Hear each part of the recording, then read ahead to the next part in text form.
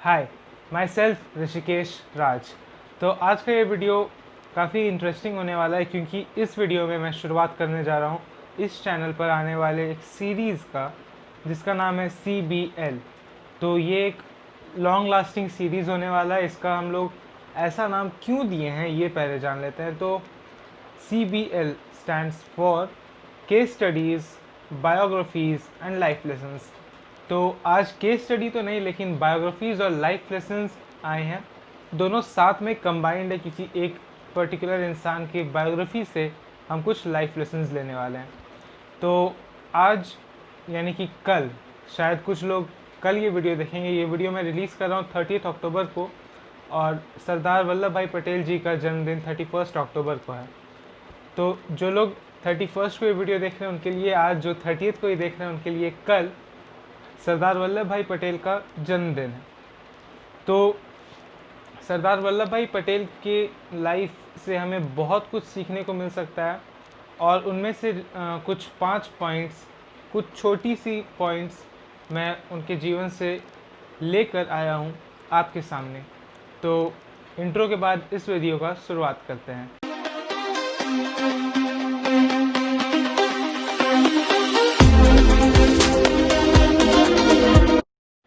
पहला point, youth is the future. तो सरदार वल्लभ भाई पटेल एक बहुत बड़े विजनरी थे और उनको एक आइडिया था कि हमें सिर्फ अभी के लिए नहीं, प्रेजेंट के लिए नहीं, बल्कि फ्यूचर के लिए भी बिल्कुल अच्छे से तैयारी करके रखनी चाहिए। क्योंकि प्रेजेंट में तो हम जो कर रहे हैं वो हो रहा है हमारे साथ, वो हम कर रहे हैं, लेकिन साथ साथ अगर हम फ्यूचर के लिए भी बैकअप रखते हैं तो शायद हम ज़्यादा सक्सेसफुल और ज़्यादा बेहतर उभर के आ सकते हैं। इसलिए उन्होंने कहा था यूथ इज़ द फ्यूचर। तो ये टर्म जो है यूथ इज़ द फ्यूचर, ये जो लाइन है ये एक्चुअली पूरे देश के लिए है, लेकिन ये सिर्फ देश के लिए नहीं बल्कि हम सभी के लिए भी है कि हमें पहले फ्यूचर के लिए सोचना होता है। जो यूथ है अगर वो साक्षर शिक्षित है तो देश की उन्नति, देश का जो भी भविष्य होगा वो उनके हाथ में और वो काफ़ी बेहतरीन होगा। तो इसीलिए हमें पहले यूथ के लिए बहुत सारे प्लान्स लाने हैं। जो भी युवा पीढ़ी है इंक्लूडिंग मी, जो भी मतलब स्कूल्स में है या फिर कॉलेज में है, हम सब, और इवन कुछ कॉलेज पास आउट्स जो अभी तक अनएम्प्लॉयड हैं, उन सब के लिए कुछ प्लान करना होता है और ये काम गवर्नमेंट का सबसे पहले है। गवर्नमेंट जब तक प्लानिंग्स यूथ के लिए नहीं करेगी तब तक फ्यूचर बढ़िया नहीं हो सकता है किसी भी देश का। तो अब जो सेकेंड पॉइंट है वो है man power without unity is not a strength. तो ये एक समझने वाली बात है कि जो भी मैन पावर है वो तो ज़रूरी है, मतलब अगर मैन पावर नहीं है तो काम नहीं हो सकता, कोई भी काम हो चाहे वो, लेकिन मैन पावर अकेले कोई काम नहीं कर सकती है, उसके साथ यूनिटी होना बहुत ज़रूरी है और इसीलिए शायद उन्होंने ऐसा कहा। और ये जो पॉइंट है ये उनकी पूरी लाइफ की जो सबसे बड़ी अचीवमेंट्स थी जो उन्होंने अपने लेटर लाइफ में की, यानी कि इंडिया को एक साथ लाया, वो इसका एक बहुत बेहतरीन एग्जाम्पल होगा। क्योंकि अगर सरदार वल्लभ भाई पटेल जी नहीं होते तो आज भारत ऐसा नहीं होता, ये इतनी तरक्की नहीं कर चुका होता।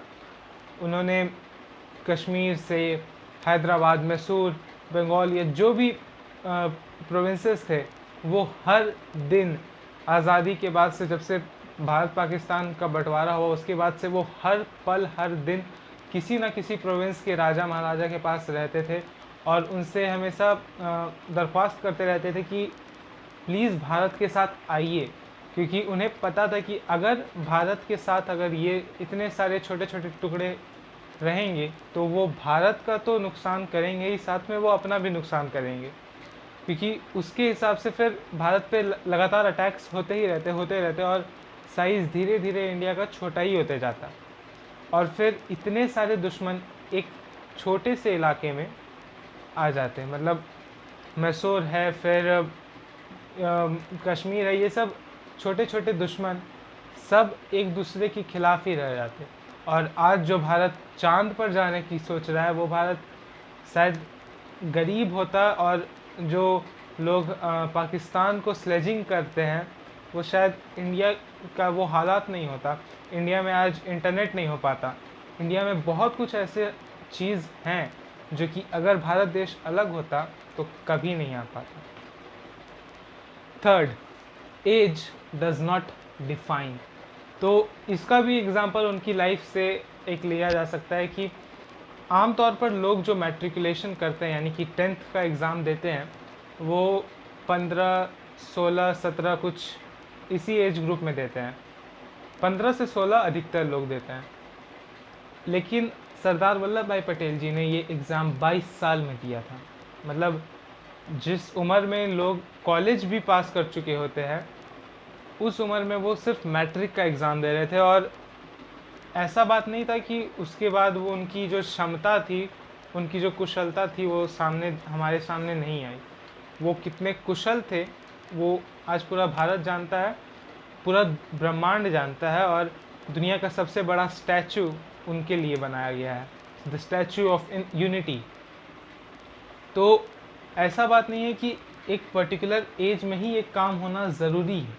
हो सकता है कुछ लोगों के लिए वो काम उस एज में ना हो पाए, कुछ लेट हो जाते हैं लोग कभी कभार, बट इसका मतलब ये नहीं है कि वो बिल्कुल नाकामयाब है। और फिर उनसे ये उम्मीद छोड़ना एक बहुत बड़ा प्रॉब्लम क्रिएट कर सकता है और शायद वो हताश हो जाए। इवन सरदार जी की लाइफ में सेम चीज़ें हुई होंगी। उन्हें भी लोगों ने मोटिवेट करना छोड़ दिया होगा, उनसे दूर हट गए होंगे लोग कि ये एक अनसक्सेसफुल बंदा है, ही इज़ अ फेलियर, ये उनके माथे पे टैग लग चुका होगा। लेकिन आज पूरा विश्व जानता है कि वो कितने सक्सेसफुल थे और वो कितने बड़े रेवोल्यूशनरी और विजनरी थे। फोर्थ पॉइंट, जैसे कि पहले पॉइंट से था कि कैसे हमारे लिए यूथ इम्पॉर्टेंट है, वैसे ये फोर्थ पॉइंट है, idleness is the greatest enemy of man. तो ये पॉइंट हमें ये बता रहा है कि हमें कुछ काम हमेशा करना चाहिए, क्योंकि अगर हम आइडल होके बैठ गए यानी कि बिना काम के सिर्फ पड़े रह गए तो वो हमारा सबसे बड़ा दुश्मन है। Idleness is the greatest enemy of man. और ये जब लॉकडाउन की स्थिति थी तो अधिकतर लोगों के साथ था कि उनके पास कोई काम नहीं था और वो बस बैठ गए थे, and idleness was their biggest enemy. और उस वक्त जिन्होंने कुछ एक्स्ट्रा कर दिया and now they are having something big in their bags. तो हमें हमेशा कुछ काम करते रहना चाहिए and we should leave this idleness. Fifth और आज के वीडियो के लिए जो लास्ट पॉइंट है वो है, it's in my nature to be the friend of the friendless. तो ये एक इम्पॉर्टेंट पॉइंट है, क्योंकि जो लोग जिनका कोई नहीं होता उनका भगवान होता है, ऐसा लोग कहते हैं। तो सरदार जी ने ये एक तरह से साबित कर दिया कि वो एक भगवान थे, and he should be treated like God because he was a very very great man and a man of his words and his virtue. तो उन्होंने ये कहा है, ये उनका एक कोट भी है, it is in my nature to be the friend of the friendless. तो ये हमें ये भी सिखा रहा है कि जिनके साथ कोई नहीं खड़ा है हमें उनके साथ खड़े होना चाहिए, हमें उनके लिए आवाज़ उठानी चाहिए, चाहे वो कोई भी हो। अब कुछ लोगों को अकेला छोड़ दिया जाता है and they are left alone, और फिर उनके साथ कोई भी काम नहीं करना चाहता, कोई उनके लिए आवाज़ नहीं उठाना चाहता, कोई उनके साथ कुछ नहीं करना चाहता, वो बिल्कुल बिछड़ चुके होते हैं। और फिर उस वक्त में जो उनके साथ आता है वो एक असली इंसान होता है।